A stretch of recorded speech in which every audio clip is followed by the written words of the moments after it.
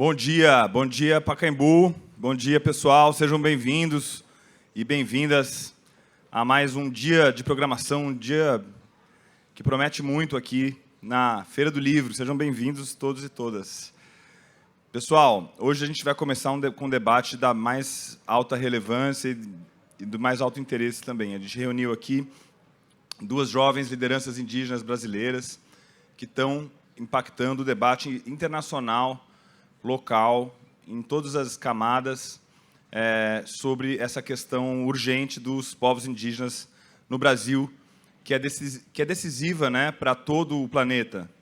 E, na verdade, a gente teve aqui já na quarta-feira a nossa primeira mesa, que foi em homenagem ao Bruno Dom, e tivemos a ausência do grande Davi Copenau, que esteve ausente por causa do assassinato da nora dele, que foi uma tragédia, mais uma que acontece aí, e que foi um momento de grande força política e de muita emoção também. Então, eu espero que hoje a gente tenha aqui uma conversa muito boa com essas duas autoras que eu convido ao palco. Então, por favor, Gerá Guarani, seja bem-vinda ao palco da Feira do Livro.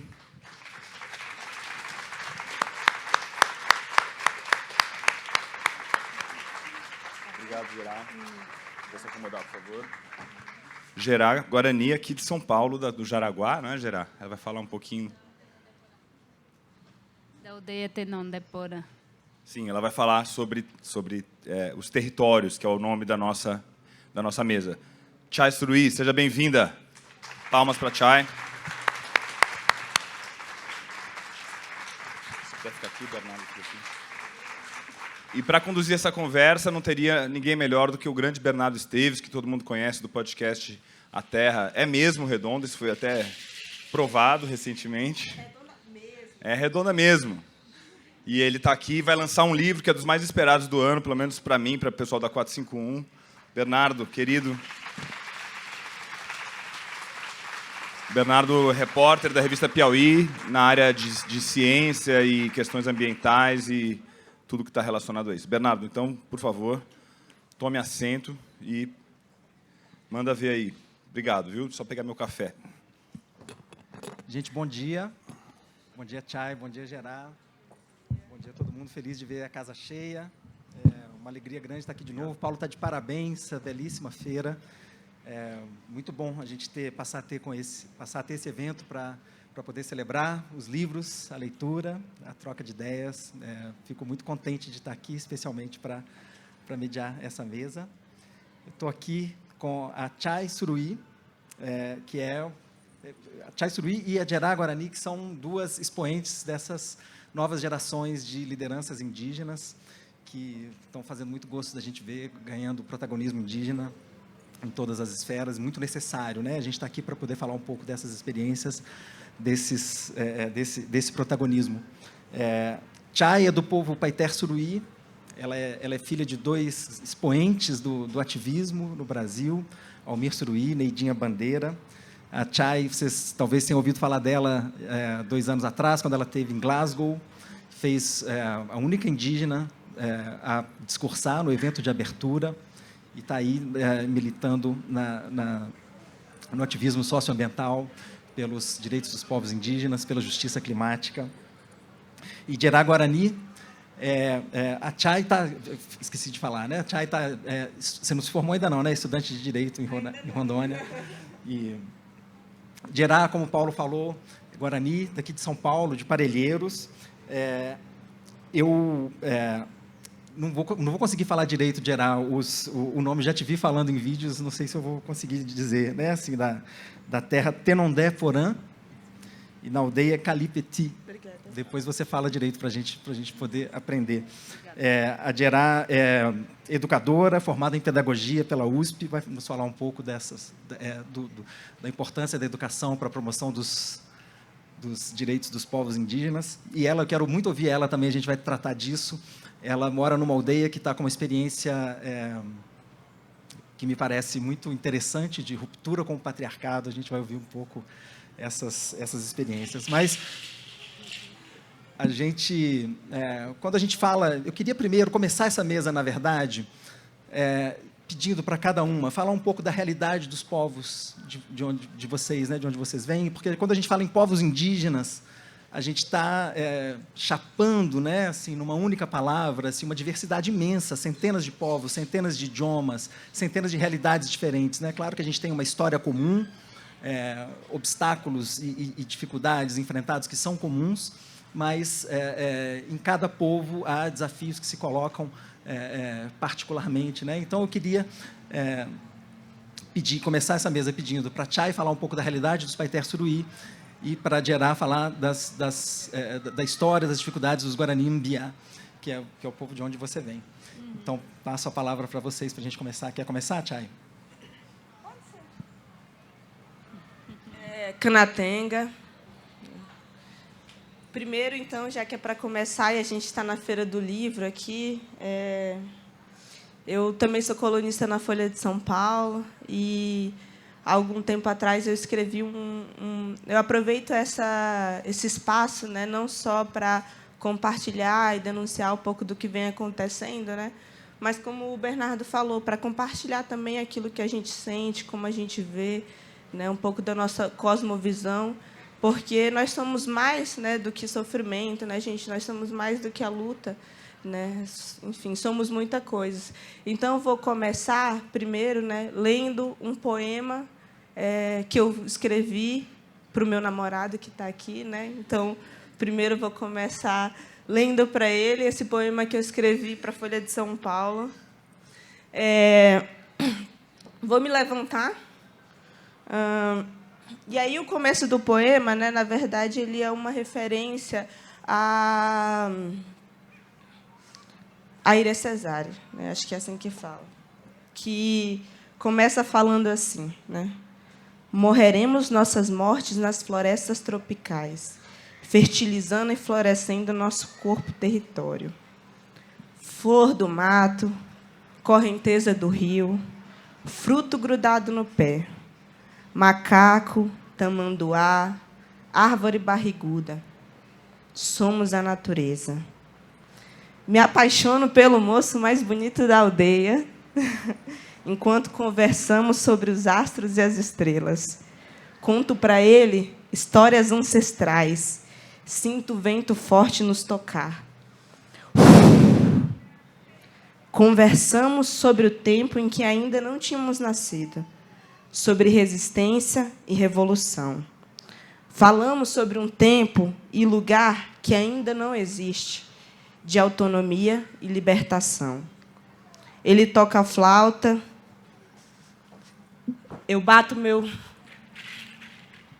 Ele toca a flauta, eu bato meu pé com o chocalho no chão. Nos pintamos para nossa proteção. Ele me lembra ao me questionar que nunca podemos permitir deixar que eles não convençam que não existe outra opção. Nós mostramos para eles que neste mundo cabem tanto outros mundos. E morreremos nas florestas amazônicas, reflorestando e cultivando o amor e a cultura nos corações de todos aqueles que ouvirem nossas canções. Lutaremos e defenderemos cada bicho e cada espírito. Seremos o muro contra a destruição. Na verdade, somos nós a fenda contra esse muro que chamam de civilização, mas que, na verdade, é a colonização. Seremos a transformação, voaremos como pássaros que carregam semente em seus bicos para os 4 cantos do mundo, plantando e cultivando, esperando colher os frutos de uma diferente cosmovisão. Seguirei traficando flores para vê-lo sorrir. Vai governo, vem governo, e eu ainda prefiro declarar o meu originário amor. Com a paciência de um pescador, me enfeito e coloco as minhas penas e as minhas cores mais vibrantes, e espero sua desatenção me notar. Poderiam nossos sonhos se realizar? Como é que diz na sua língua, quero te beijar? Sonhar, lutar, te amar. Olho de novo para o seu rosto e reconheço reconheço seus traços nos meus. Volto a falar dos planetas, sobre as matas e de tudo que ainda não aconteceu. Floresta protegida, muita vida, um banho gelado no rio em um dia de verão. Te amo e te amo enquanto cantam essa canção.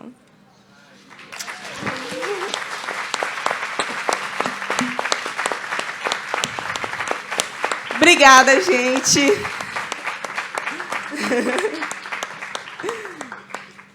Enfim, mais uma vez, bom dia. Obrigada por ouvirem, esse poema e me ouvirem ficar cantando meu namorado aqui na frente de vocês.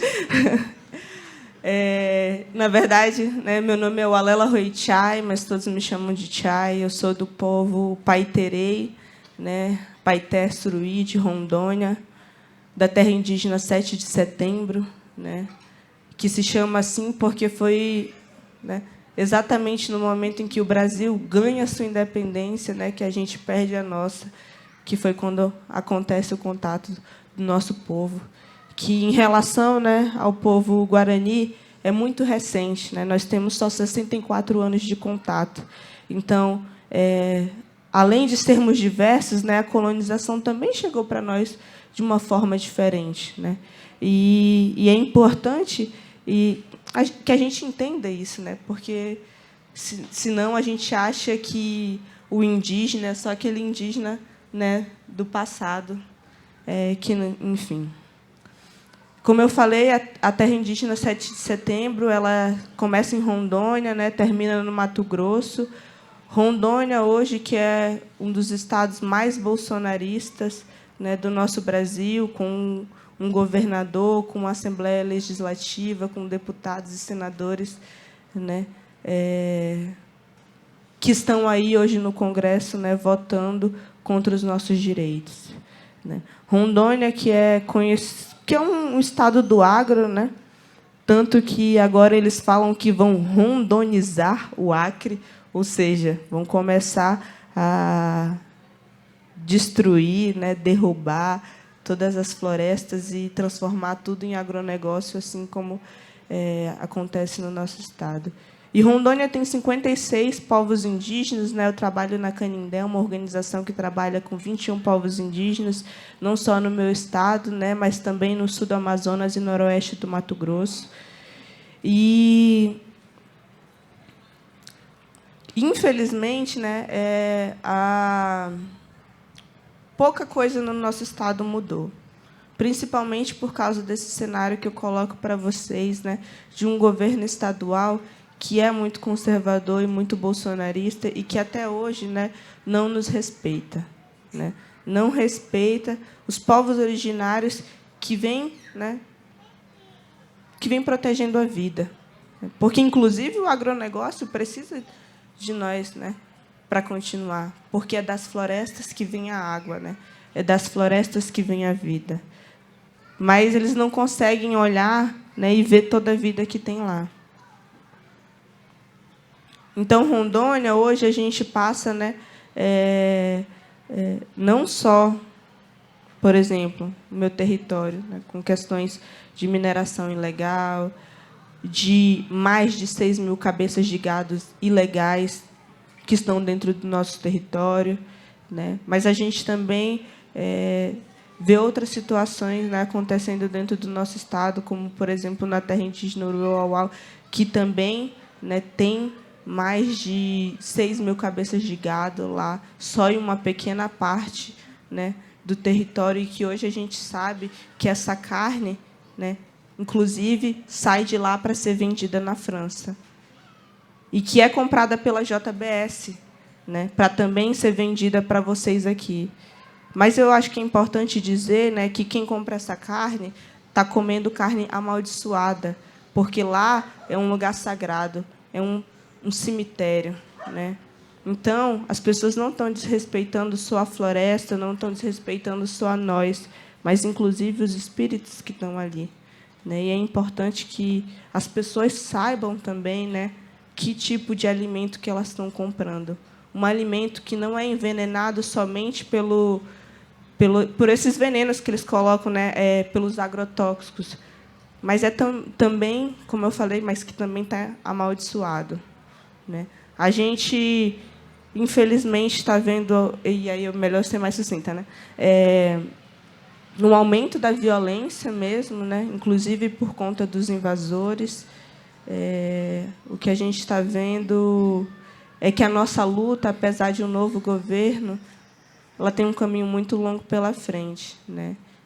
E que acho que nós estamos aqui também para hoje, nós que falamos muito de sonhos, né? Para convidar vocês a sonharem também conosco o mundo onde não só nós povos originários, né? Mas que todos possam de fato, né? Ser livres, de fato possam ter um futuro, né?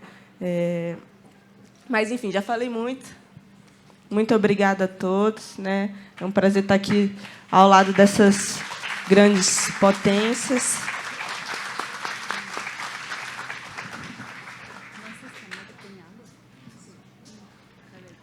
Obrigado, Chay.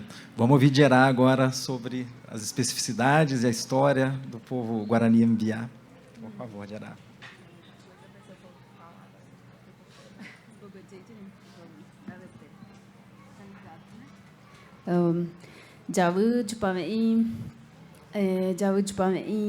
Bom dia a todos, a todas, a todos, como eu estou aprendendo a falar agora nas palestras.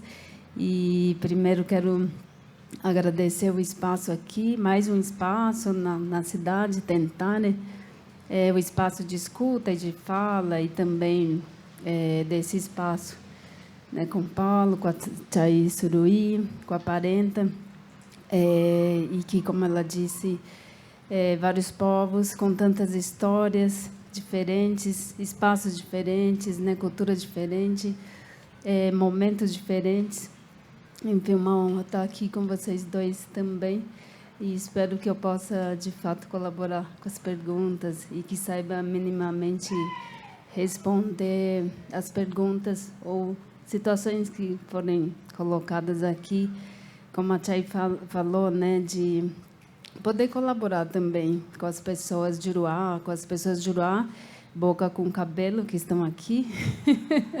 Os Juruá são os não-guarani para a gente, na nossa língua, para abrir a mente, para saber, sentir coisas diferentes, né, daquilo que está acostumado até o momento, ou dentro daquilo que ouviu dessa forma até o momento de hoje, agora, por exemplo, né? Simplesmente esse fato de que no nosso Brasil exista ainda, então, tanta diversidade de culturas indígenas, e que muitos Jurá de São Paulo não sabem ainda, né? Como a gente fala, quando eu saio lá da aldeia Tenondeporã, do território Tenondeporã, que está a 2 horas daqui, no Parelheiros, depois de Parelheiros, na verdade, os Juruá, meia hora dali para frente, começam a pensar e a perguntar, assim, como para mim, ou para outros Guarani que tem uma característica mais forte, né, nesses traços de cabelo comprido, preto, olho mais rasgadinho, assim.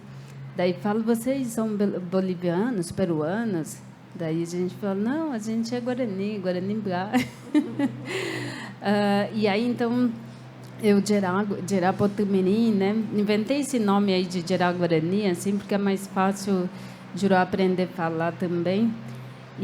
Mas o de verdade é Gerá Potumiri. E aí tem um nome também, que é como um apelido, que é em português, que é Giselda Pires de Lima, que eu aprendi a falar com 11 anos. E era uma das palavras da minha vida que foi bem difícil, porque na pronúncia da língua guarani não usamos o S. E aí, então, tudo que tem S é muito complicado. E aí o L também, enfim. Daí demorou para eu aprender a falar Giselda. Enfim, e aí, então, vem desse território indígena guarani, que está aqui na capital de São Paulo. Daí, aqui na capital de São Paulo, a gente tem essas 2 terras indígenas, que tem o povo Guarani Mbiá, a terra indígena do Jaraguá, e a terra Tenondeporã. E desse espaço que está aqui na capital de São Paulo, que tem escola, que tem alguns Guarani que se formaram, Guarani dando aula, internet, esse contato diário assim, com a cultura do Juruá na aldeia, onde tem muita coisa que não tinha até eu ter 11 anos de idade, como a energia elétrica, ainda que a gente tenha, então, passado por vários outros momentos, então, como ter uma escola do Estado há 20 anos na terra indígena, ainda venho de um lugar, de uma terra indígena que tem pessoas que não sabem falar o português. E isso, para mim, é uma coisa sempre muito bonita e que me fortalece muito, assim, no trabalho, nas reflexões, na luta pela preservação dessa cultura Guarani-Mbuá, na qual tive, então, uma honra de nascer nela, e que é muito impressionante, porque tem uma cunhada que fez até o terceiro do ensino médio, que lê e consegue escrever também, mas quando o Juruá vai falar com ela, ela trava, assim, e ela fala em Guarani, assim, eu não consigo falar, eu tento, parece que vai sair, mas não sai. E eu falo para ela, Iporã, continua assim, porque quanto mais as pessoas, teoricamente, têm essa trava, assim, no corpo, não conseguem desenvolver a fala de Juruá, mais ela está dentro de muitas concepções Guarani-Mbuá, assim, né?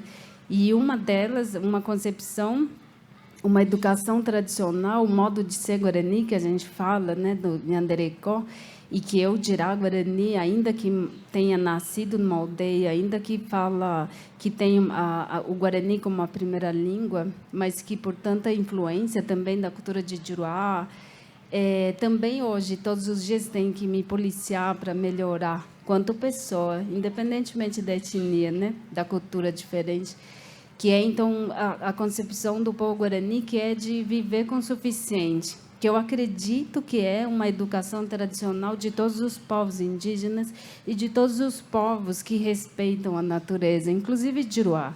Juruá, que é o não Guarani, né? Dos Juruá que vivem no campo, do Juruá que vive nas ribeirinhas, do Juruá quilombo, que vive nos quilombos, né? Que não precisa assim, ter uma casa gigante, que não precisa ter um armário branco, um fogão branco, uma geladeira branca, uma mesa branca e um monte de copo, um monte de tudo. Porque é um padrão de uma vida confortável, de você ter isso e para se sentir bem, assim, né? Dessa educação que vem, então, que você só precisa ter o suficiente mesmo. E o que significa isso, né? Ter o suficiente, você não tirar do outro, é você não ver o outro sem e você não ter coragem de dividir o que tem. E aí, então, eu dirá, agora estou um pouco melhor, assim, consegui ter só uma caixinha branca de plástico de roupa, e que quando já tem dificuldade para fechar, já tem que tirar e dar para alguém ou desfazer, porque tem que fechar. Mas já passei por um momento de ser uma das primeiras professoras da aldeia, e aí você começa a ganhar salário e você tem essa influência dessa cultura de Juruá, que você tem que comprar um monte de coisa que nem vai usar. Como eu falo para as minhas amigas de Juruá, você tem um monte de roupa aqui no guarda-roupa, mas sempre usa as mesmas roupas. Você nunca vai usar tudo isso, então dá para as pessoas. Não fica acumulando essas coisas, né? E que para a gente é tão significativo, né? Mas, enfim, voltando para a apresentação, até indígena Guarani, de onde eu venho, hoje ela tem 14 aldeias. Até há pouco tempo, eram apenas 2 aldeias pequenininhas, uma onde eu nasci, que quando eu fui no Acre, há pouco tempo, alguns parentes não conseguiam nem conceber essa ideia de eu falar assim, eu nasci numa aldeia de 26 hectares. E eles falavam, 26 mil hectares? Daí eu falei, não, 26 hectares, nem 30 hectares. E uma parente falando assim, nossa, 26 hectares é uma roça minha. E aí alguns riam, alguns ficavam com pena de mim, enfim.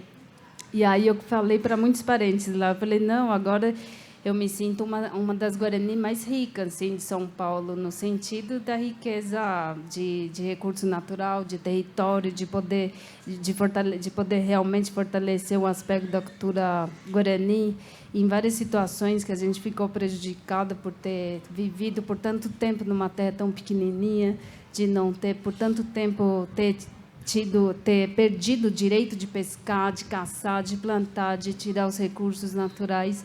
para se remediar, para se curar, para se fortalecer, como deixar de comer os milhos guarani, que não alimenta só o seu corpo, mas fortalece o seu espírito e te deixa inteligente também. Uma comida sagrada plantada num território, como a Chay falou, que tem espírito, fortalece o seu cérebro.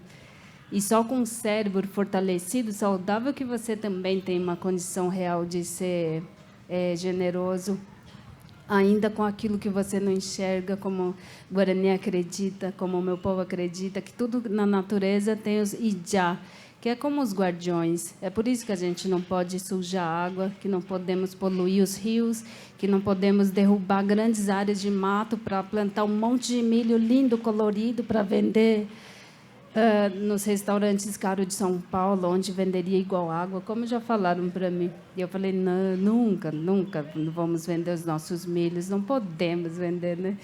Enfim, então eu venho de uma aldeia guarani, aqui na capital de São Paulo, que tem toda essa diversidade, e muito orgulho de falar que dessas 14 aldeias, hoje, 7 aldeias foi iniciada só por mulheres, mas que nessa aldeia também tem homens, o marido, os sobrinhos, os primos, amigos, mas que a aldeia realmente está acontecendo, está indo bem, está acontecendo. A aldeia da Iara, lá, com um monte de feijão, melancia, que eu, no Calipetu, já estou há 9 anos, plantei várias vezes e não foi melancia, mas na Iara está indo. Então, muita coisa acontecendo nesse território, e a ideia é se fortalecer ali para fortalecer outros e continuar lutando, assim, ainda que seja pouquinho, assim, para continuar essa vida humana, mas que também ela possa se equilibrar com toda essa outra vida que é tão importante, que nos mantém nesse planeta e que às vezes a gente esquece mesmo. Mas, enfim, é isso. Até de novo pelo convite e estamos aqui.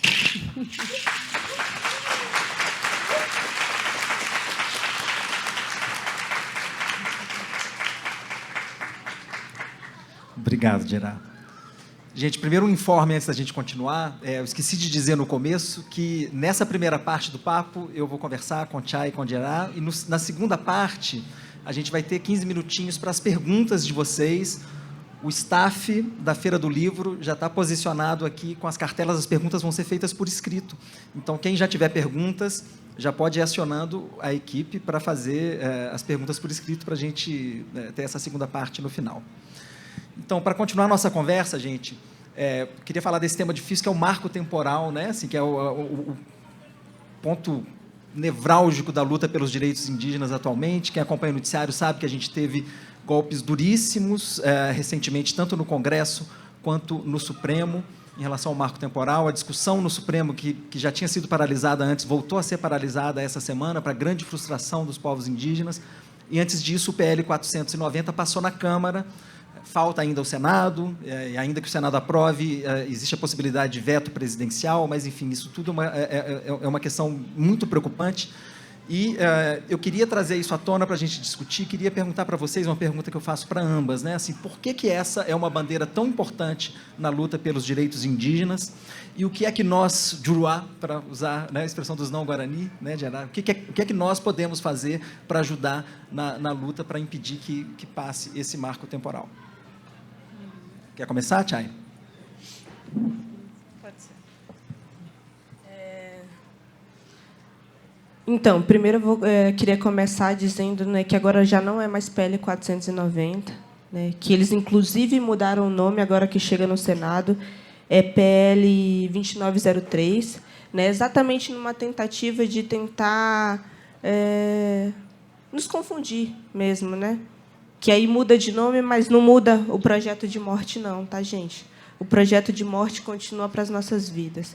A gente teve agora, né, como você falou, adiamento, mais uma vez, né, da tese do marco temporal no Supremo Tribunal Federal, né, também como uma tentativa, uma forma de manipulação política, né, do ministro do Bolsonaro, que pede, mais uma vez, vista. E eu digo que é uma manipulação, por quê? Porque eles estão tentando fazer a mesma coisa que eles tentaram que eles fizeram na Câmara dos Deputados, né? Eles atrasam a votação no Supremo Tribunal Federal e adiantam, né, antecipam no Senado, que é, inclusive, o que o deputado Ciro está fazendo, né? Entrou com um pedido para votar a urgência desse projeto de lei, né? E esse projeto de lei que vai falar sobre a tese do marco temporal, né, que traz a tese do marco temporal. Define para a gente, Chay, por favor, eu esqueci de definir na minha pergunta, para quem não estiver familiarizado. E o que é a tese do marco temporal, né? A tese do marco temporal, ela vai dizer que nós, os povos indígenas, originários desse território, que era todo território nosso, né? Porque até, inclusive, essa questão da demarcação é uma invenção do homem branco, né? Ele que inventou esse negócio de dizer que a nossa terra, né, tem linha, porque antes a gente andava livremente por toda a Abiaiala, né, que a gente chama, e a tese do marco temporal, ela vai dizer que só teria direito, né, aquele território, aqueles povos que estivessem ocupando aquela terra na data da promulgação da República, né? 5 a 4 de outubro de 1988, né? Ou então que tivesse, enfim, como provar, né, que se tivesse em processo na justiça. Mas você imagina que até pouco tempo, gente, até alguns anos atrás, nós, povos indígenas, éramos considerados incapazes. A gente ainda era tutelado pelo Estado, ou seja, a gente sequer tinha direito a ingressar, né, em juízo mesmo. Então, como é que a gente ia provar? Né? Como é que isso sem contar todo o massacre, todo o genocídio mesmo que nós, povos indígenas, passamos. Né? Tudo isso aqui era terra guarani. Sul e Sudeste é terra guarani, porque não deixou de ser, porque tem guarani aqui entre vocês hoje, né? Então é terra guarani, é terra indígena, né? O Brasil é terra indígena.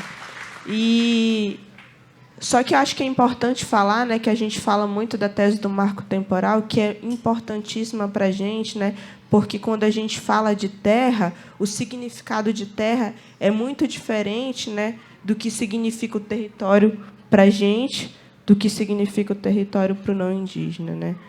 O território para o não indígena ele ainda é visto como patrimônio, né? Ainda é visto só como algo econômico ainda, né? A nossa luta que é essa luta pela terra, né, constante, histórica, há mais de 500 anos, é uma luta pela vida, né? É isso que o território significa para nós, né? É a continuidade da vida mesmo. E então é importante dizer, né? E porque eu vejo também assim, né? A gente fala que falei no meu poema para vocês que nós somos natureza. E talvez o não indígena escute e pense que é só um poema, né? É uma coisa dita de forma poética, né? Nós somos natureza, que coisa linda. Mas não é, não. É de fato. Os rios, eles continuam nas nossas veias, né? E talvez o não indígena só vai entender isso quando ele beber a água e a água estiver envenenada de mercúrio, ele vai ver que a água continua no nosso corpo, que não é só o rio que a gente está envenenando, e vai entender por que o rio é a extensão do nosso corpo também, né? Por que quando a gente come, a comida faz parte do nosso corpo, a água fica, né? Mas acho que talvez só explicando assim, né? Talvez só quando a gente ficar doente mesmo. Porque lá, no meu estado, que eu falei para vocês, não é só nós indígenas, os ribeirinhos, os quilombolas, que já estão doentes com o envenenamento dos nossos rios, não. Quem está na cidade também já está ficando doente, comendo peixe envenenado, né? Então, é importante falar que a PL 490, agora 2903, né, ela também fala mais do que a tese do marco temporal. Né? Ela vai passar, inclusive, a demarcação dos territórios indígenas, tira do executivo para se passar para o legislativo. Esse legislativo que está atacando os nossos direitos vai ser o legislativo que vai demarcar a terra indígena? Vocês acham mesmo, né? Além disso, né, esse projeto de lei, como eu falei para vocês, ele permite o garimpo ilegal dentro das terras indígenas. Ou seja, ele permite o envenenamento não só dos nossos rios, né, mas, inclusive, das nossas crianças. Esse projeto de lei, né, ele vai afastar a OIT 169, né, que é o consentimento livre, prévio e informado, que é um tratado internacional do qual o Brasil é signatário, que vai falar de uma coisa importantíssima para nós, povos indígenas, que são as salvaguardas dos nossos direitos, né, que qualquer tipo de empreendimento, né, seja mineração, seja hidrelétrica, seja BR, ele precisa ter, né, esse consente livre, prévio, informado e de boa-fé, né? Porque é um direito nosso decidir, né, o que vai ser feito com o nosso território e como isso vai impactar as nossas vidas, né? Porque esses empreendimentos eles trazem vários impactos, né, para as nossas vidas que a gente vem vivendo até hoje. E pior ainda, né, esse projeto de morte ele permite que se faça contato com os nossos parentes em isolamento voluntário, né? Porque muita gente no Brasil, como Gerard falou, às vezes o pessoal acha que não tem mais indígena em São Paulo, né? Tem gente que acha que nem indígena existe mais, né, no Brasil. E nós temos aqui no Brasil, o Brasil é o país que tem mais povos indígenas em isolamento voluntário no mundo, que são aqueles povos que nunca tiveram contato com o não indígena.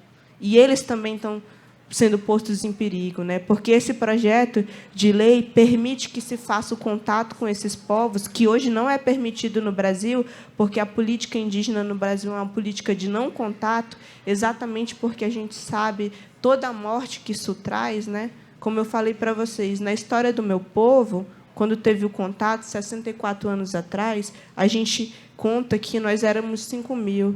Nós chegamos a 250 pessoas, ou seja, nosso povo quase acabou, né? E é isso que pode acontecer também, né, com esses povos que estão em isolamento voluntário, não só pelas guerras, não só pelos conflitos, mas pelas doenças mesmo. E isso pode ser feito se houver o interesse público, esse interesse que só se interessa em tirar nossos direitos, esse interesse, né, que não consegue ver além, né, que não consegue ver que as árvores têm alma, que não consegue, né, esse interesse que, inclusive, vai ter que se explicar para essas pessoas que estão lá, nesse Congresso e no Senado, vão ter que se explicar no futuro, não para a gente, né, mas para os próprios filhos deles, do porquê eles estarem praticando, né, essa política de morte, querendo deixar que futuro, né, que futuro para as nossas próximas gerações. Será que a gente não consegue ver isso, né? Que tudo que a gente tem vem da natureza, né?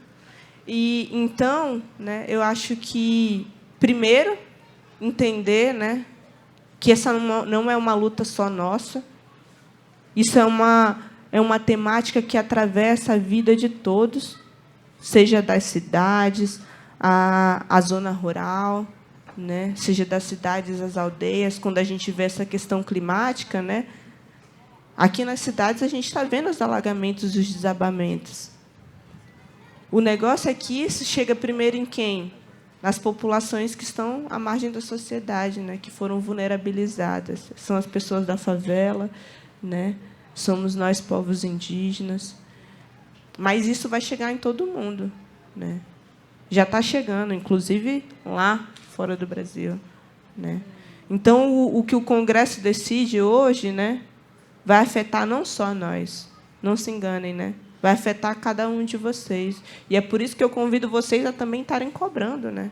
Também estarem cobrando deles, né? Para que, enfim, para que a gente, enfim, isso para nós pode significar o genocídio mesmo, gente. Sem nosso território, né? Nem sei dizer. Acho que nem tem palavras que nem tem como explicar, né? Tem coisas que não tem como traduzir. Você tem que sentir, né? Você tem que ir lá, tem que ver, tem que defender, Então, eu convido vocês a sonhar, mais uma vez, um sonho, né? Não só de autonomia, de libertação, de amor, como eu falei para vocês, né?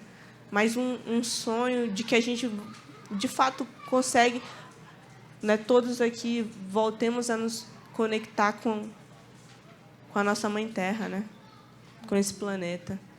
Então, é isso, gente. Não apele 2903. Convido todos vocês também, né, como a gente já falou aqui, todo mundo bateu palma, que aqui é território indígena, território guarani. Convido todos vocês também a lutar pela demarcação desse território, porque vocês estão aqui, nessa cidade.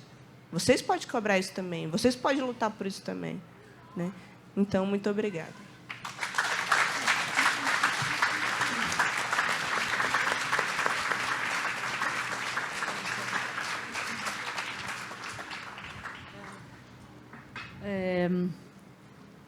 Eu acho que é válido também, pode ser muito interessante. Todos os Juraki que tiver, os não Guarani, né, que está aqui presente hoje, que está nos ouvindo, pode depois voltar para casa, ou quando estiver em casa, ou na rua mesmo, entra na Google, digita lá marco temporal, daí lê o texto, né? Juró gosta de ler e certamente todos vocês aqui gostam de ler. A maioria. E aí é legal ler, entender mesmo o que significa isso. E aí depois também pode, de repente, na própria Google, também digitar terras indígenas no Brasil, né? Para ter um olhar, assim, que tem mapa, mostra, tipo, fotografias, que já traz tantas coisas também que pode somar para esse conhecimento, né? Mas uma das coisas que Juruá pode ver é que todas as terras indígenas vai estar dentro do mato, dentro da natureza. E aí, então, de fato, a gente não quer ser o melhor, não somos superiores, não somos seres evoluídos tantos. Mas o que a gente consegue fazer até os dias de hoje, de fato, é conseguir viver com a natureza sem destruí-la. E se a natureza, a permanência dela, a presença dela no planeta Terra significa a vida para todos, então Juruá, como eu falo, pode continuar no apartamento, pode continuar na cidade, pode pegar o telefone e pedir pizza, comida japonesa, que é muito bom. Mas que tem que se posicionar mesmo nessa situação, como a Chay falou, de como que pode ajudar, de como que pode apoiar. E uma das formas de apoio é estudar, é entender. Coisa que a gente fala até na própria aldeia. Tem que entender o que significa isso, no fundo, no seu real, no concreto, né? E aí, então, esse marco temporal, assim, resumindo em outras palavras também, significa, tipo, a morte de todo mundo mesmo. Que se a gente mata, envenena os povos que protegem a natureza, não vai ter mais para ninguém, porque todos os Jurá que moram na cidade, né, bebem água, comem a comida que é plantada no solo, na terra. E aí, então, se a natureza acabar, então esses filmes, eu falo que a gente fica assistindo de, né, ficção científica, de um monte de Juruá rico que vai para outros planetas, isso não vai existir. A gente mal está conseguindo cuidar de um. E aí eu acredito, eu de Guarani acredito, os espíritos bons não vai deixar a gente nem chegar perto de nenhum outro planeta. Porque a gente não está conseguindo cuidar desse aqui, que é tão lindo, maravilhoso, que dá tantas coisas, que tem tantas coisas para a gente aprender todos os dias e que nos mantém até os dias de hoje, ainda que a gente já tenha feito tão mal para ele, para a natureza, para os bichinhos que não podem levantar a faixa e dizer temos o direito de viver aqui também. Esse território também é nosso, esse planeta também é nosso, nascemos aqui. E aí, então, a gente tem que estudar. Uma das coisas que eu sugiro para Juruá é estudar. Estudem o que é o marco temporal, o que significa isso, a partir também do conhecimento de que esse território, como a Chay falou, é um território indígena e que a gente não invadiu nenhum território. Então, aquele que invadiu, pelo menos pode começar a estudar melhor agora, entender como, por onde pode ajudar, né, esses povos indígenas. E aí, se vocês estudarem um pouquinho, vocês vão chegar já, assim, que tem um monte de mulheres nambiquara, né, com os peitos cheios de leite materno, mas que não pode amamentar os filhos porque ela está contaminada com mercúrio. Então, imagina, todas as mulheres mães que estão aqui, como que é isso? Você ter o seu peito cheio de leite materno e você não poder dar para o seu filhinho esse alimento tão sagrado porque já está cheio de mercúrio. Daí, então, se imagina que vários povos indígenas do Acre têm que descer e subir o rio Juruá por 8 dias, 9 dias, ou 17 horas, como eu fiquei, e que toda essa extensão, e que às vezes eu falo, nossa, o boto cor-de-rosa parece mito. Não, ele existe de verdade, ele emerge, ele pula, emerge. E toda essa extensão do rio Juruá poluído. Como que a gente consegue fazer isso? E aí eu já estou em choque quando eu chego no lugar, porque percorri 17 horas num barco, num rio tão gigante, poluído, daí me topo com pessoas que não ficou 17 horas, mas que veio descendo há 8 dias e que toda essa extensão também está poluída, entende? E aí, então, de fato, a gente está no momento de estudar. Tem que estudar. Não dá mais para ficar só fazendo coisas de forma superficial. Tem que estudar. Porque é uma ferramenta que te traz força.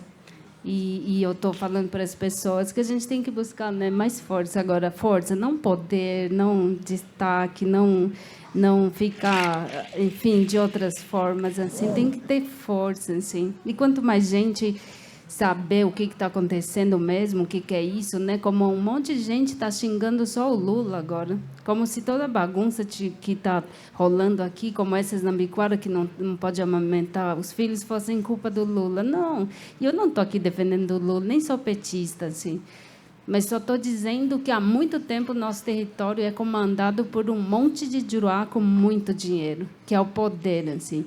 E que as pessoas têm que ter a clareza de que, sim, o Lula agora está como presidente, mas a maior parte de juruá com poder de dinheiro não é parceiro do Lula. E aí, então, vamos esquecer até o Lula, sabe? Vamos lutar pelo nosso planeta. Vamos entender quem são as pessoas que estão lá e aí fazer coisas de forma concreta, assim. Mas, enfim, para finalizar, eu só queria dizer para a Chay que eu também fico pensando, às vezes, que se todos os jurados de São Paulo parassem assim, a cidade, nossa Senhora, como seria? Porque são tantos, sabe, os jurados de São Paulo, e que talvez em algum momento a gente possa se reunir, de fato, numa escala maior, assim, porque a terra indígena de Jaraguá e a terra indígena Tenondeporã, do povo guarani, que resiste e insiste até os dias de hoje, depois de passar por tantas coisas, está aqui na capital de São Paulo e está nos últimos pedaços da Mata Atlântica. Então, essa Mata Atlântica não é mais só do povo guarani-mbuá, é do povo juruá de São Paulo também. Então, vamos lutar juntos. É isso. Obrigada.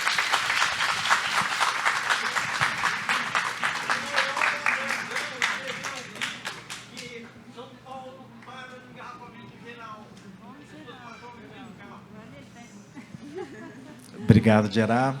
Eu queria continuar... Eu só queria fazer um comentário breve, já que a gente está falando disso, rapidão. Né?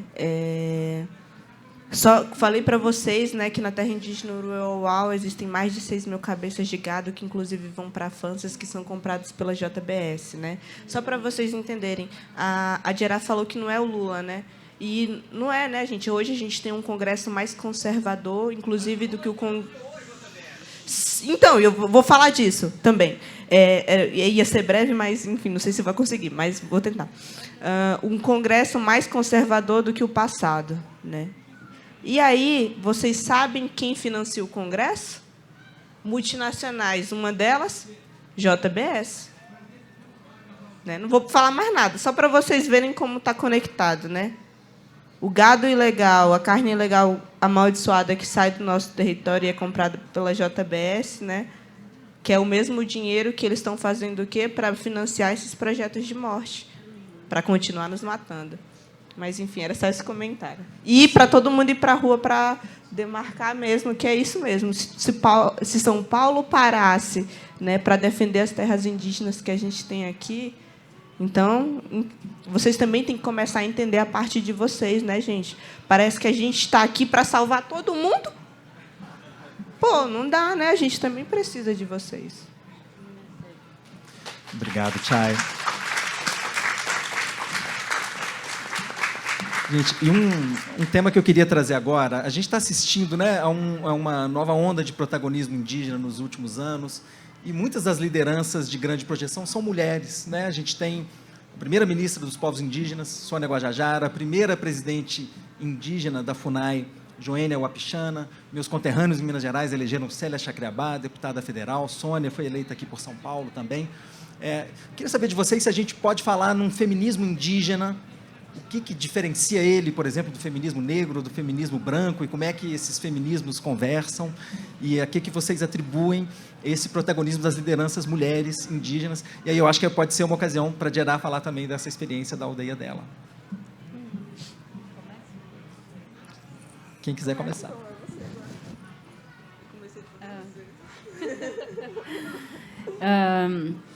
Esse assunto, Paulo, acho é bem complexo, assim, ainda para mim, né?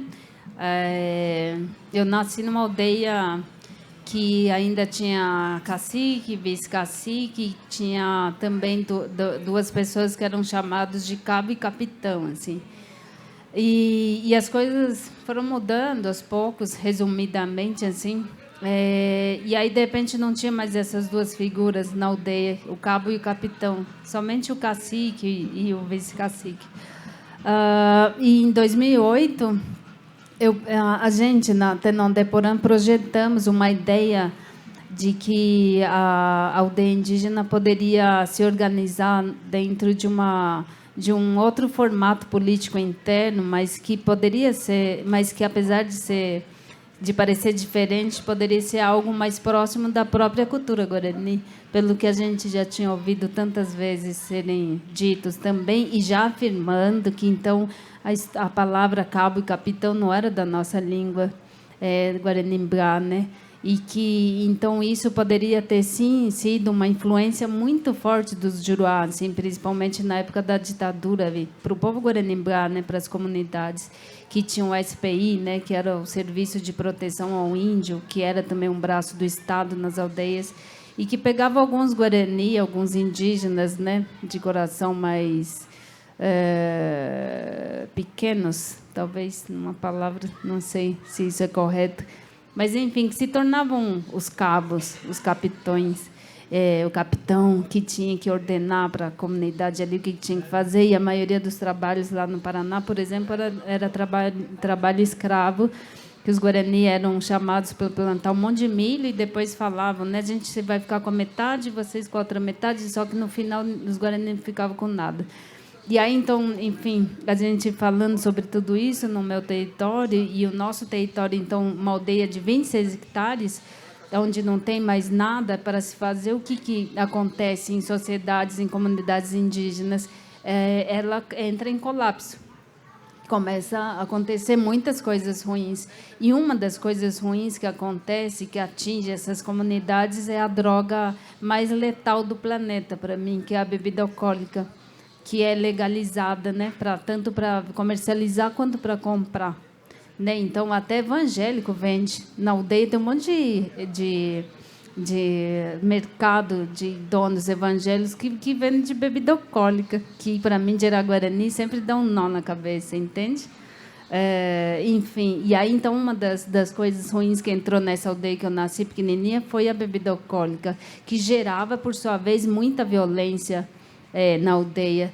Só que, quando tinha só líderes homens, cacique, vice-cacique, e anterior, muito menos, quando tinha cabo e capitão, também nunca ninguém falava nada sobre as questões das mulheres, sobre a vida das mulheres, sobre essas violências contra as mulheres, né?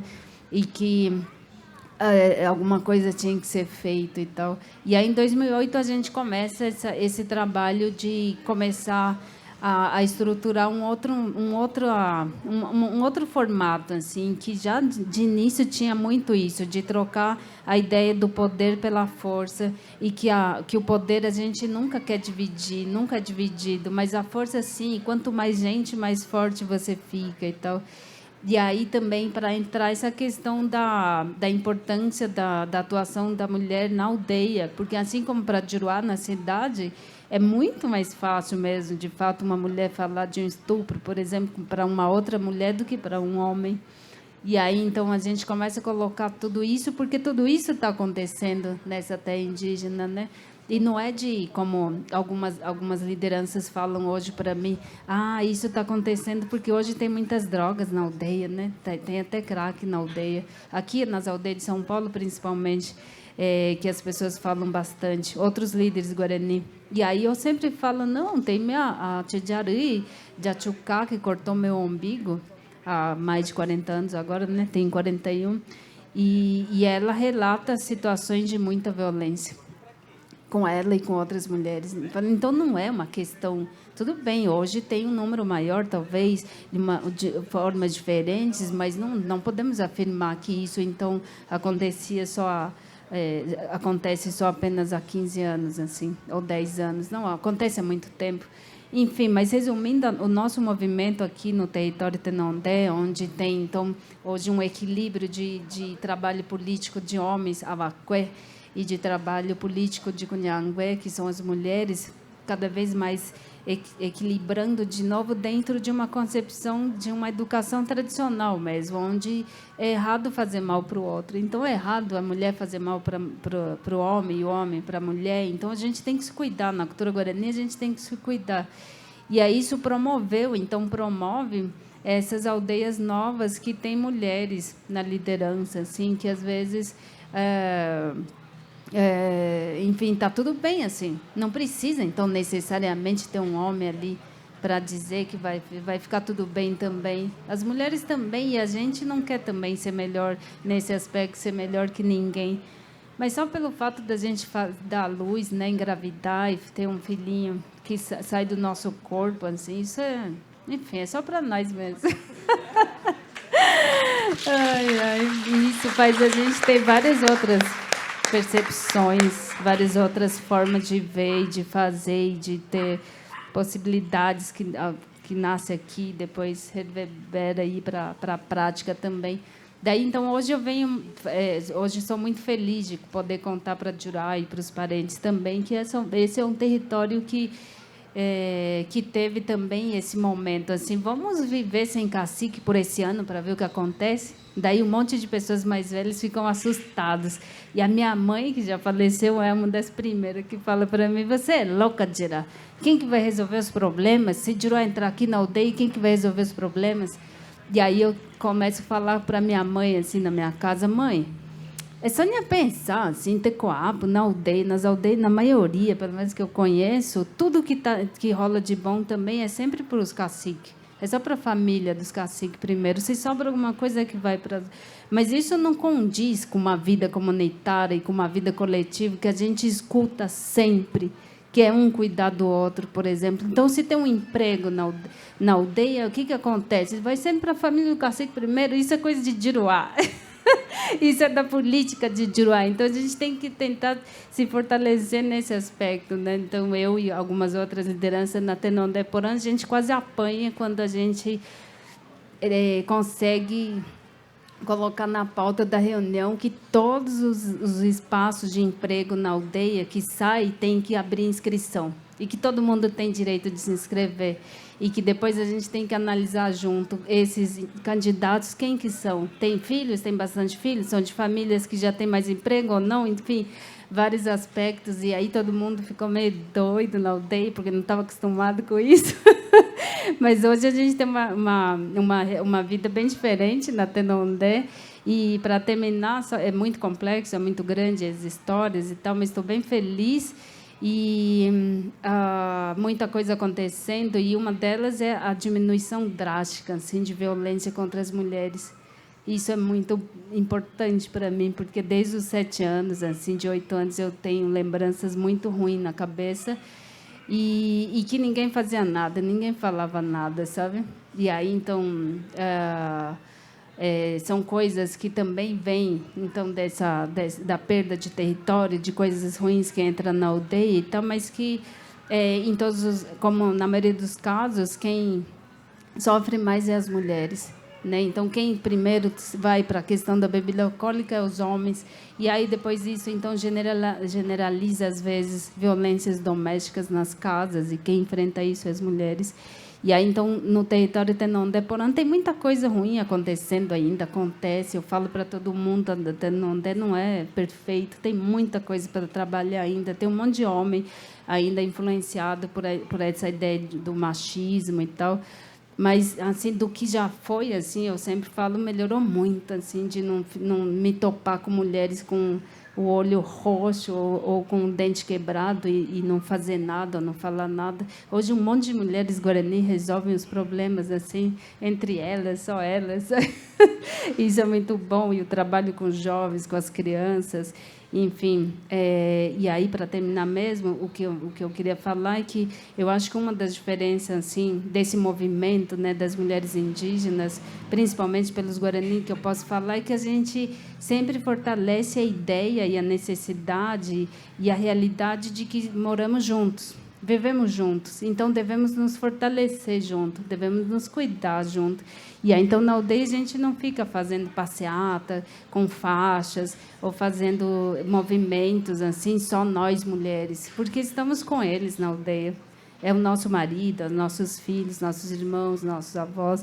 Então, a ideia é fortalecer uma cultura que não tem na educação da espiritualidade ou da tradição, assim, que você tem que fazer mal para o outro. Então, a gente sempre lembra os homens na aldeia também de que antes de serem grandes, musculosos ou fortes, ou mais fortes fisicamente, também já foram crianças e que já devem ter se topado ou já se sentiram impotentes em situações de violência, e que por isso que devemos lutar juntos para fortalecer o Nhanderecó, né, onde não tem violência. E aí, na Tenondé, a gente fez um encontro, para terminar mesmo, de homens e mulheres que discutem simultaneamente o mesmo assunto, como o estupro, por exemplo. Até onde para você é estupro? E até onde para a gente é? Que tipo de... Como você calcula que foi violência mesmo ou não? E aí, depois, os dois se encontram. E aí, um monte de homens chorou, assim. Foi um momento muito forte, que, com certeza, sem mandar para a cadeia, sem abrir processo, sem não sei o quê, tipo, colocou um monte de homens guarani que vai pensar 10 vezes antes de levantar a mão para uma mulher de novo, no sentido de violência física mesmo, porque chorou, assim, sentiu aqui dentro, sentiu aqui, que não é do Nhanderecó, não é da nossa cultura. Enfim. Habrive, Agudjete.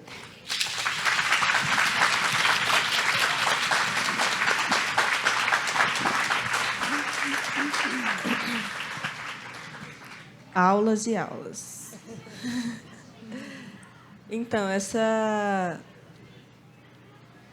eu tô igual a Gerardo, também tô tentando, né, entender esse negócio, né, do feminismo. Às vezes eu acho que o não indígena também quer dar nome para tudo, né? Cria nome para tudo, tudo tem nome, tudo, enfim. Mas na minha cultura, né, na cultura do meu povo, nós mulheres, nós viemos das árvores, né? É assim que a gente acredita. E eu acho que isso mostra um pouco, né, daquilo que eu falei para vocês também, né, da nossa conexão com a natureza. E tem muitas árvores que elas também, né, são clãs nossos no passado, ou seja, mostra também como nós somos natureza, porque nós vamos voltar a ser natureza também. E aí eu acho que a Gerá falou uma coisa muito interessante, né, que me faz lembrar muito também do Fanon, né, quando ele fala de máscaras brancas, corpos pretos, máscaras brancas, né, que ela falou exatamente da colonização, né, que é uma colonização não só do território, do corpo, mas muitas vezes é uma colonização da nossa própria cabeça, da nossa própria mente, né? E aí seria os corpos vermelhos, né? Não sei, e as máscaras brancas. E muitas vezes essa colonização, né, essas máscaras, infelizmente, elas chegam primeiro nos nossos homens, né? Como ela falou, que geralmente são os caciques, que geralmente são os líderes, né? Que muitas vezes foram transformados assim, porque no passado, né, tinha muitos povos que quem era cacique era a mulher, não era um homem, né? Mas aí o cara da FUNAI, do SPI, chegava lá e falava com quem? Falava com o homem, né? Ia fazer alguma coisa, era com o homem. Não respeitava, né, a organização, a liderança, enfim. E aí o que eu vi, né, durante esses últimos tempos, principalmente, né, de muita resistência, né, que a gente teve que passar, né, porque não é que antes era bom, né, nunca foi bom, né, desde 1500 nunca foi bom, mas a gente também nunca teve um ataque tão direto, né, como nesses últimos 4 anos que a gente teve que resistir. E aí o que eu vi, como eu falei para vocês, foi muito disso também. Muitas vezes, né, querendo ou não, a cabeça de alguns homens nossos foi colonizada também. Mas acho que a gente consegue trazer de volta, Gerard, sabe? Contra-colonizar. Não é nem decolonizar, é contra-colonizar. Porque decoloniza quem foi colonizado. Nós não fomos, não, ainda. Né? Estamos nessa luta aqui de resistência. Então, e aí o que eu vi, né, durante dessa resistência, foi exatamente as mulheres se colocando de frente e não se deixando, né, colonizar suas cabeças. Sempre ali na frente, pelos filhos, pelo território, pela floresta. E eu acho que é por isso que eu vejo um pouco dessa, né, desse protagonismo, vamos dizer assim, feminino nesse momento, né? Porque, querendo ou não, quando foi um momento de muito ataque, foi um momento que a gente também teve que se colocar mais, e aí a gente tem muito mais pessoas falando da pauta indígena, falando da pauta ambiental também, né? Mas eu vejo isso, né? Como eu falei, do meu povo, a gente acredita que as mulheres vieram das árvores. Então, quem melhor que nós também, né? Para conhecer, para entender, senão as mulheres, né? Para conhecer essa terra, né? Que nós chamamos de mãe. Então, acho que é mais ou menos por aí. Mas, enfim, estou construindo esse negócio de feminismo também. Acho que a gente tem que, né, discutir também. Acho que a gente também aprende, né, com as nossas manas que não são indígenas. Tem muita coisa a aprender, mas a gente também tem muita coisa também para ensinar, né, para essas outras manas, de como a gente vê as coisas, né? Porque, por exemplo, tem muito povo, gente, que não tinha esse negócio de homem e mulher. Não existia isso, né? E aí, então, né? Então não tem feminismo nesse povo, porque não tem homem e mulher, né? Então são coisas que a gente também tem que, acho que, conversando, né? Discutindo mais. Mas acho que é isso. Obrigado, Chay. Gente, eu sei que a gente já entrou um tanto no tempo reservado para as perguntas do público. Dá tempo da gente fazer pelo menos uma? Não, eu tô... Pô, gente, o papo está muito bom. Eu adoraria passar a manhã inteira com vocês aqui. Mais uma? Dá? Ó, vamos fazer, então. Vou juntar... Estou com as perguntas que já chegaram aqui por escrito. Eu vou juntar 2 perguntas em uma só, que é sobre o mesmo tema, sobre o tema da educação. Tenho aqui a pergunta da Aparecida Vilaça. Ela pergunta: queria saber o que vocês acham da educação indígena diferenciada, se ela é uma porta importante para a formação de lideranças e profissionais indígenas, e se não seria também um caminho para aumentar a influência do pensamento e da língua dos não indígenas sobre as crianças e jovens. Qual seria a solução? Eu vou juntar com essa outra aqui, Gerard, como você vê a produção na área da educação e pedagogia, principalmente em história, quanto à história indígena, subvertendo a visão eurocêntrica. Então, acho que a gente podia falar um pouco aqui de educação para as considerações finais aqui dessa mesa.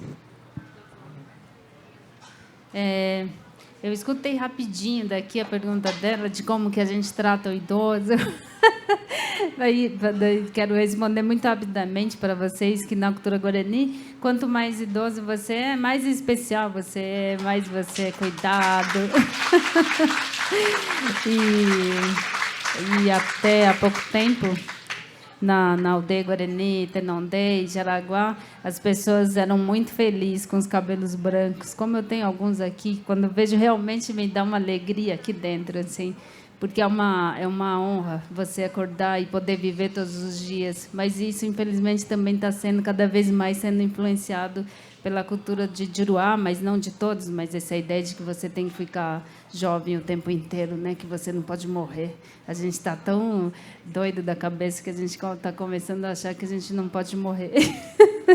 Mas, enfim, os velhinhos, as velhinhas são muito queridas nas aldeias. Eu acho que em todas as culturas indígenas, em todas as culturas que estão próximo dentro da natureza, porque a gente aprende muito com o mais antigo, assim, em todos os sentidos.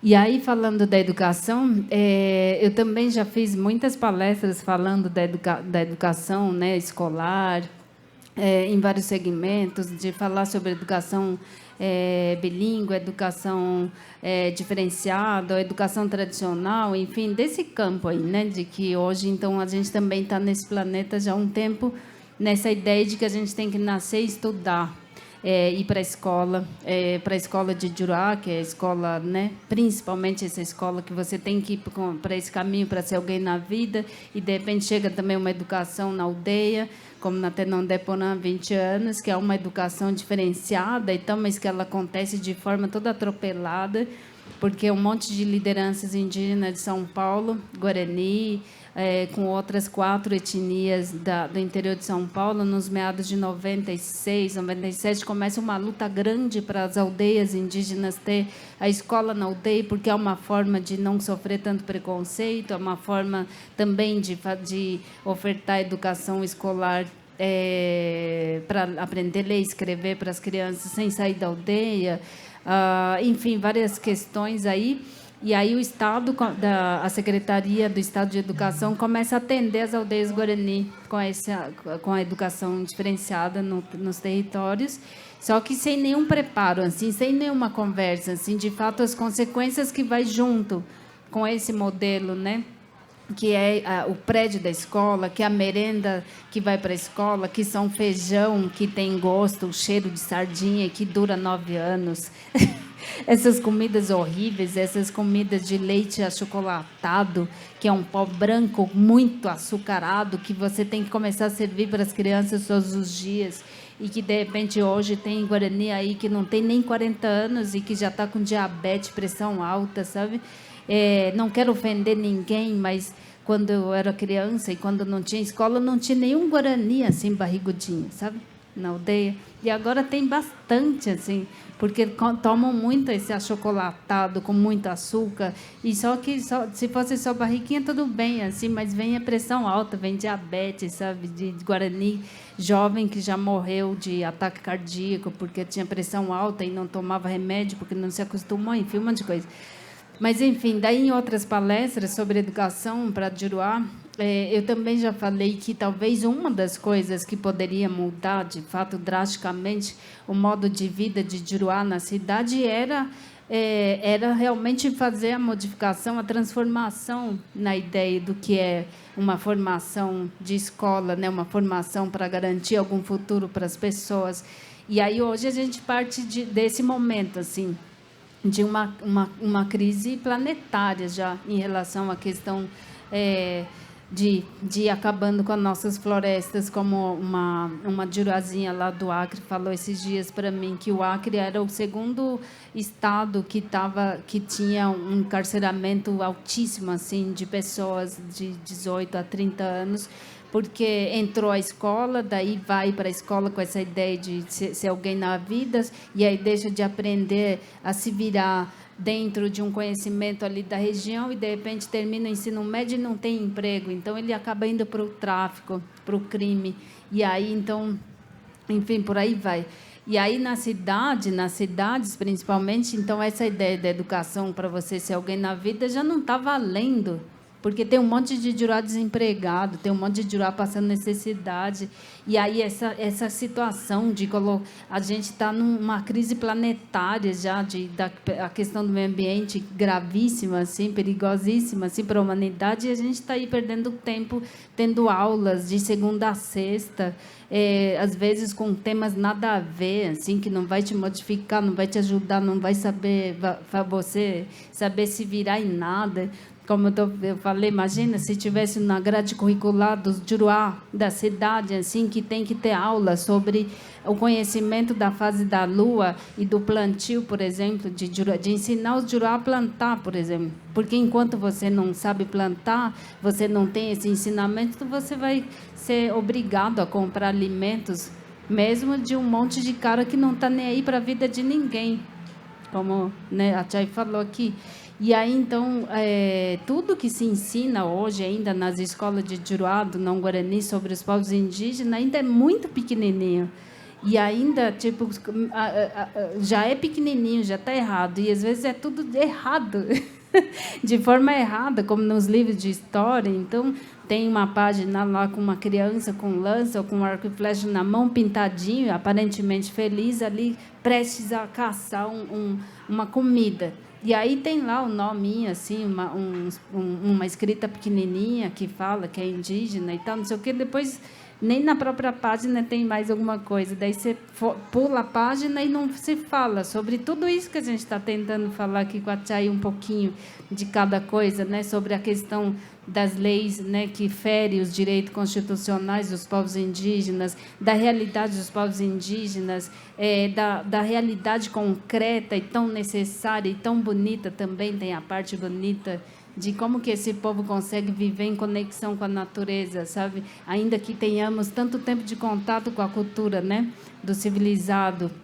E sem querer ofender vocês aqui também, mas diante de tudo que eu sei, de pouquinho de cada coisa, eu falo sempre assim, não no sentido ruim, mas se ser civilizado é isso aqui, eu não quero ser civilizado, quero ser selvagem.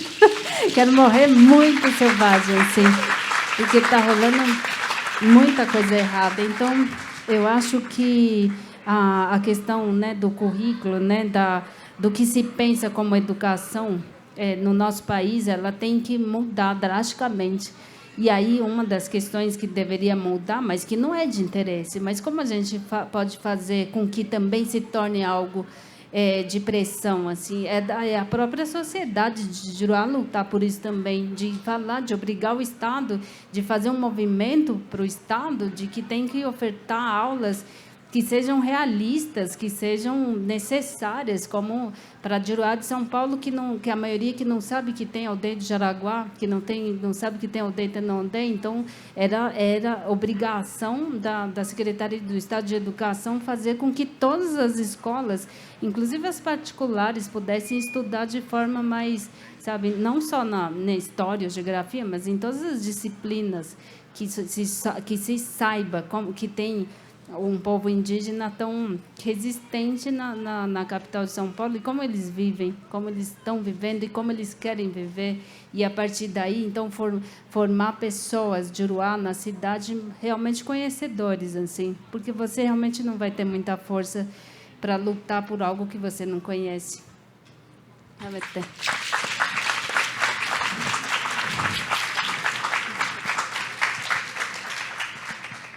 Tá, vou tentar ser breve também, mas eu acho que a Gerá é isso aí, falou muito bem, né? Porque o que eu vejo é que aqui, né, o não indígena, ele aprende a ler, a escrever, mas ele também aprende a destruir, né? O Davi Copenau, ele fala que o não indígena, ele tem uma dificuldade de saber ouvir, né? Vocês não conseguem ouvir de verdade, né? Então, por isso que ele teria escrito A Queda do Céu, né, que é o livro, e feito o filme A Última Floresta, né, que era para que vocês também pudessem entender um pouco, né, dessa cosmovisão, dessa educação indígena, né? Porque vocês imaginam que nós também temos, tudo que tem aqui nós também tem, né? Filosofia, matemática, química, para fazer os remédios, né? Aquilo é química também, né? Você precisa entender, para você saber as plantas, né? É biologia, né? Só que, como eu falei, só que vocês dão muito nome para as coisas, né? Mas tudo isso a gente também tem lá. E que não é valorizado muitas vezes, né? Até hoje, inclusive pela academia, né? 50% de todos os remédios produzidos vêm da Amazônia. 50%. Então, a gente não consegue, inclusive, ver, quando eu falo vida, não só a vida que está ali dos animais da floresta, mas, muitas vezes, a vida, né, o que cura a gente está matando, queimando sem saber. Né? E nós, povos originários, também temos esse conhecimento. Né? Então, e a gente lá aprende, falei para vocês, a gente lá aprende de uma forma diferente. Né? Aqui parece que também a gente é ensinado que a gente não faz parte da natureza. Né? Você vê alguém com terra, você acha que a pessoa fala que a pessoa está suja. Por que a pessoa está suja? Né? É terra. Nós faz parte dessa terra. É dessa terra que vem a comida, né? Mas não, a gente só sabe comer de garfo e faca agora na comida, né? Não consegue pegar com a mão assim mais. E tem que pegar com a mão, gente. Isso que dá força para a gente, comer com a mão. Né? Isso não é falta de higiene. É que a gente aprendeu a ser muito... Estamos em Higienópolis, né? Muito higienizados. Estamos desse jeito. Então, é uma outra forma de ver, de estar, né, nesse mundo, que também precisa ser ouvida, ser aprendida. Né? Nossos conhecimentos são passados de forma milenar, né? Através do nosso canto, através das nossas histórias, através, né, dos nossos mais velhos, como foi dito aqui. E a educação indígena, né, ela é diferenciada também porque ela faz muitas vezes a gente pensar. Né? Por exemplo, como eu falei brincando, mas vocês, de fato, receberam aulas aqui hoje, né, da Djerá, sobre muitas coisas. Então, isso é também nossa forma de ensinar. Não precisa estar nessa educação, né, formal que nos transforma em todos iguais, né? Porque nós não somos, nem nós, povos indígenas, né? Acho que nem vocês também. Então, que a gente possa também aprender com essa outra forma de educar. Né? Mas, enfim, e sobre educação tem muita coisa, então acho que eu vou terminar por aqui. Muito obrigada. Né? Já que é para terminar, vou cantar um pouco para vocês.